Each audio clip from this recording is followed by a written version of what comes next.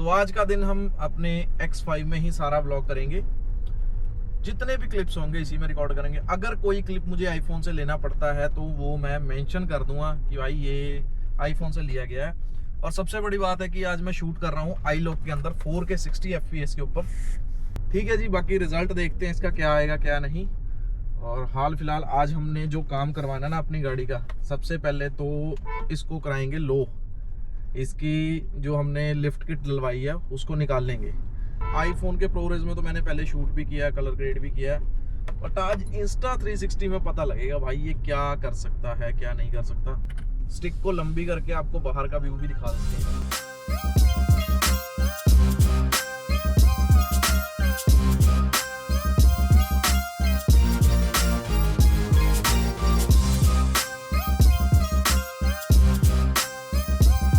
आज मैंने ना इसके लेंसेज को भी साफ करा है। जो लेंस गार्ड थे उनको निकाल के जब मैंने देखा तो लेंस के ऊपर ना हल्की हल्की डस्ट थी।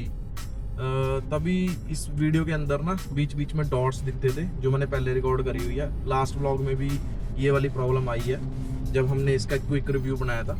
तो मेन यही है कि आज मैं इसके अंदर कोई माइक नहीं लगाऊंगा, ठीक है, कोई फालतू की चीज़ें नहीं, जस्ट जैसा ये कैमरा यूनिट है इसको ऐसे ही हम यूज़ करेंगे। ठीक है, सिर्फ इसमें एक डिफरेंस होगा कि iLock में मैं शूट करूंगा बिकॉज मुझे पर्सनली ये वाला कीड़ा है कि मैं कलर ग्रेड खुद करूँ, इसलिए।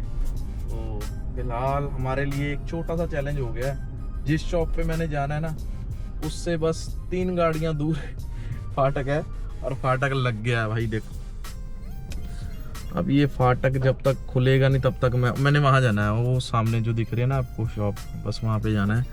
और भाई इधर ट्रैफिक लग गया है। देखो भाई हमने इस शॉप पे आना था और इसलिए भाई हमें स्ट्रगल करना पड़ा। स्ट्रगल, ओ भाई आज तो भीड़ अच्छी खासी है। खैर दुलवानी तो है गाड़ी कैसे भी करके। अभी ना हम इंची टेप से नाप लेंगे कि बॉडी का और टायर का फ्रंट से और रियर से कितना गैप है। देन जब हम ये किट निकाल देंगे उसके बाद आपको एग्जैक्ट पता लग जाएगा अभी गाड़ी कितने इंच लिफ्ट हुई हुई है। और अगर वैसे बात की जाए ना, मैं लंबी स्टिक करके दिखाता हूँ। इतना गैप है इसके चारों टायरों में, ठीक है, एक बंदे का यहाँ सिर घुस सकता है इतना गैप है। ये अपना इंची टेप है, बड़ी मुश्किल से मिला भाई को। ऐसा ही होता है जब ना कोई चीज़ हमें देखनी होती है ना तो वो मिलती नहीं है। खैर हम इस साइड से नाप लेते हैं एक बार इसको। देखो भाई इसमें पूरा अगर देखा है ना 5.5 इंच का गैप है जी, ठीक है। और फ्रंट से देख लेते हैं कितना है इसके अंदर। फ्रंट से लगभग 3.25 इंच के आसपास है। Rear 5.5, front 3.25 inch. पहले हमारा वॉशिंग वाला काम हो जाएगा गाड़ी का, ठीक है, उसके बाद वो दूसरा साइड हो जाएगा। मैकेनिकल वर्क जो है वो थोड़ी देर में होगा क्योंकि ऑलरेडी भाई के पास एक गाड़ी लगी हुई है।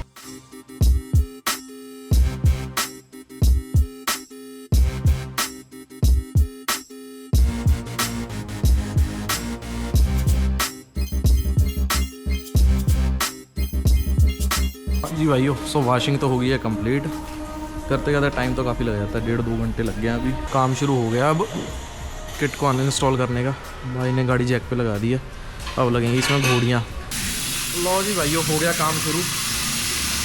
तो जिस चीज़ से इसके शॉकर को एक्सटेंड किया जाता है ना वो ये चीज़ है जी। भाई ने दोनों साइड की निकाल दिया फिलहाल। तो ये आगे जी इसके स्पेसर, और इनसे क्या रहता है ना कि स्प्रिंग जो है उसके ऊपर भी स्पेस बन जाती है, ठीक है।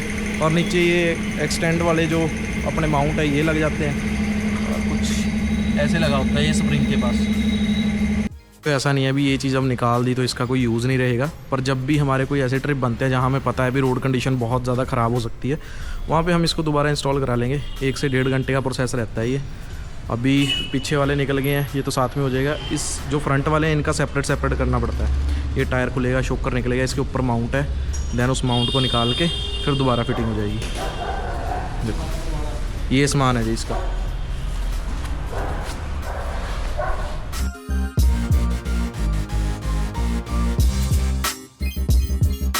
बैक साइड का तो सामान जो था ये निकल गया है। 2 अडाप्टर हैं जो एक्सटेंडेड अडाप्टर बोल सकते हैं, और 2 ही इसके जो ये पैकिंग्स हैं। ये एल्युमिनियम की है। इसमें ना लोग नायलॉन की भी रखवाते हैं, रबड़ की भी रखवाते हैं, वो मत रखवाया करो।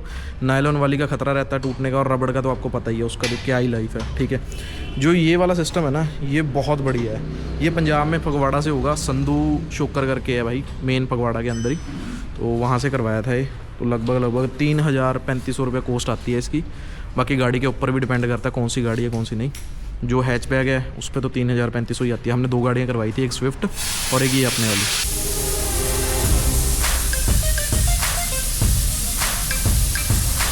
तो जैसे बैक साइड का सामान तो हमने निकाल दिया इसका। अब देखते हैं भाई कितने इंच पे आ गई है। अगर ज़रूरत पड़ेगी फिर भाई इसको लो करवाएंगे। लो भाई 4 इंच के आसपास आ गई है। 1.5 इंच तो ऐसे ही आ गई है नीचे, 5.5 के आसपास थी ना, 1.5 इंच तो ऐसे ही आ गई है। अब एक चीज़ मैं और क्लियर कर देता हूँ, मेरे पास प्रोफाइल है 245 18। अगर इसमें आप 18 इंच तक का व्हील लगवाते हो, ठीक है, तो आपको ज़रूरत नहीं है वैसे इसको लिफ्ट कराने की, अगर आप 2 से 4 बंदों के बीच में ही चलते हो, ठीक है। और अगर फिर ये रहता है कि बीच में लगेज सारा फैमिली पैक करके जाना है, तो भाई आपको फिर ये सारा सामान इसमें लगवाना ही पड़ेगा, क्योंकि ये साइड फिर टच होती है ये वाली, ठीक है, टायर्स के साथ। अगर आप 17 इंच तक रहोगे तो मे भी कम प्रॉब्लम आएगी। अगर 18 में जाओगे फिर तो आपको करवानी ही पड़ेगी। 20 का तो चलो फिर मैटर ही अलग है ना। अगर आप देखें ना तो गाड़ी में फ्रंट और रियर में लगभग सेम ही गैप है और गाड़ी बिल्कुल सीधी है, ठीक है। बट हम इसको फ्रंट से भी करवाएंगे, वो निकलवाएंगे इसका सामान, वो भी आपको दिखाते हैं। उसमें तो 2 पैकिंगें ही हैं बड़ी बड़ी, वो देख लेते हैं एक बार कि वो कैसे निकलती हैं, क्या सिस्टम है।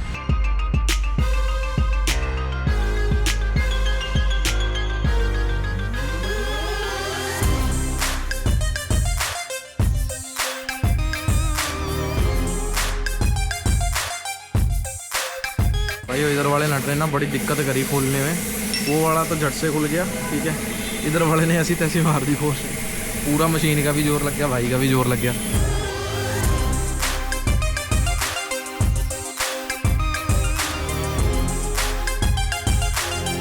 भाइयों अभी ना अलॉय खुल गया है, ठीक है। अब इसका खुलेगा शॉकर। शॉकर खोल के ना इसके ऊपर रखी हुई है एल्युमिनियम की पैकिंग। जैसे आपने पहले देखी है ना, वो एल्युमिनियम के 2 पैकिंग निकली है, सेम ऐसे ही है, बट थोड़ा सा फ़र्क है उसके अंदर।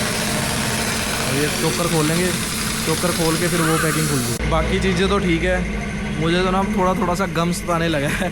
ये अलॉय व्हील के ऊपर से ना पता नहीं क्या चीज़ है यार, पपड़ियाँ सी उतर रही हैं। अब ना तो ये क्रोम है कि ये सोच सकें भी यार इसके ऊपर से क्रोम उतर गया है या कोई और सिस्टम है, पता नहीं क्या है। सारे अलॉय में से उतर रहा है, कोई एक नहीं, ये नहीं, चारों अलॉय में से ये उतर रही है पपड़ी सी। बट है क्या ये नहीं समझ लग रहा अभी। ये अपना फ्रंट वाला शॉकर, और इसके अंदर जो आप ये रेड वाला पार्ट देख रहे हो ना, ये है इसका स्पेसर बोल लो इसको, या कुछ भी जो भी लिफ्ट बोल देते हैं, लिफ्ट करने के लिए इसको लगाते हैं। अब ये खुलेगा, देन ये जो है लगभग 1 इंच का तो होगा, ये 1 इंच और लो आ जाएगी आगे से। असली पता तो वहाँ पे लगेगा जब इसके ऊपर इंची टेप से हम नापेंगे कि भाई ये कितना फ़र्क पड़ा है। ये जो शॉकर है ना, मशीन के ऊपर दबा के फिर फिट करा के लाने पड़ेंगे।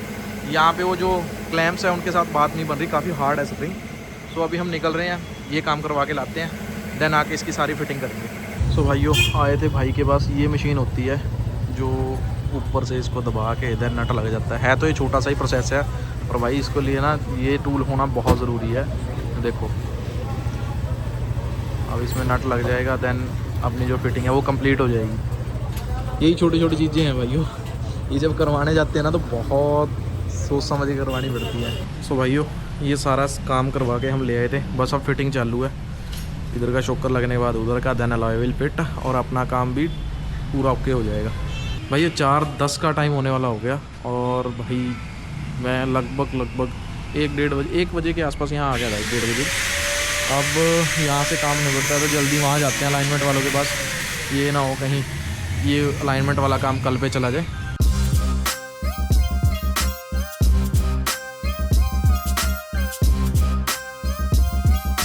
शॉकर और टायरों की फिटिंग तो हो गई है अपनी, सिर्फ ये ऊपर वाला हिस्सा रह गया। ये दोनों बोल्ट टाइट करने हैं, देन इसकी जो ऊपर की प्लास्टिक वाला पार्ट है वो लग जाएगा और गाड़ी फाइनल है। देन भाई अलाइनमेंट वालों पे ज़रूर जाके आना है। अगर वो आज काम निपट गया ना तो इसी व्लॉग में अपनी पूरी सेटिंग आ जाएगी, नहीं तो फिर भाई कल का दिन है, फिर तब करवाएंगे। तो भाई अब फिटिंग हो गई है पूरी, आप देखते हैं कितनी नीचे आ गया। ये अभी 4 इंच के आसपास है लगभग, ठीक है। बाकी ये जब थोड़ा बहुत बैठ जाएगी, जैक जुक तो निकल गए हैं वैसे इसमें, ठीक है, तब पता लग जाएगा। अब रियर से देख लेते हैं एक बार, रियर से भी 4 है, हाँ लगभग 4 इंच है। दोनों फ्रंट और रियर 4-4 इंच का गैप है, ठीक है। और भाई अब जो गाड़ी के अलॉय व्हील है ना वो भी ऐसे लग रहे हैं बड़े हैं भाई। पहले तो जब लिफ्ट थी ना तब तो ऐसे लग रहा था अलॉय व्हील छोटे हैं। अब लेके चलते हैं अलाइनमेंट वालों के पास। अब इनके पास 2 इनोवा खड़ी है, ये 2 इनोवा के बाद अपना नंबर लगेगा। चलो खैर, फिर भी जल्दी है भाई आज नहीं तो 5-5 गाड़ियों के बाद नंबर आता है। और टाइम भी लगभग 4:50 हो गए हैं। हाँ 5 बज ही गए। तो फाइनली अपनी बारी भी आ गई भाई। इनोवा होगी थी तो एक करी उन्होंने, एक के बीच में ही हमारा नंबर लगा दिया। वो करे उसका कोई और काम भी है, वही बस लगा दिया अलाइनमेंट के ऊपर। एक चीज़ हो रहा है भाई, जब भी ना इसका काम करवाओ ना, शोकरों का या लिफ्ट करवाने का या डाउन करवाने का, तो साथ के साथ अलाइनमेंट ज़रूर करवाया करो, क्योंकि अलाइनमेंट का फ़र्क वैसे भी आता ही है जो हम ये काम करवाते हैं। सो फाइनली गाइस, अलाइनमेंट वाला काम भी हो गया। आज अपने 3 टारगेट थे, तीनों के तीनों कंप्लीट। वॉशिंग भी होगी, किट भी निकलवा दी और अलाइनमेंट भी होगी। बस अब चलते हैं हाईवे पे, देखते हैं खाली हाईवे अगर मिल जाए। भाई इंस्टा 360 से अच्छे शॉट लेते हैं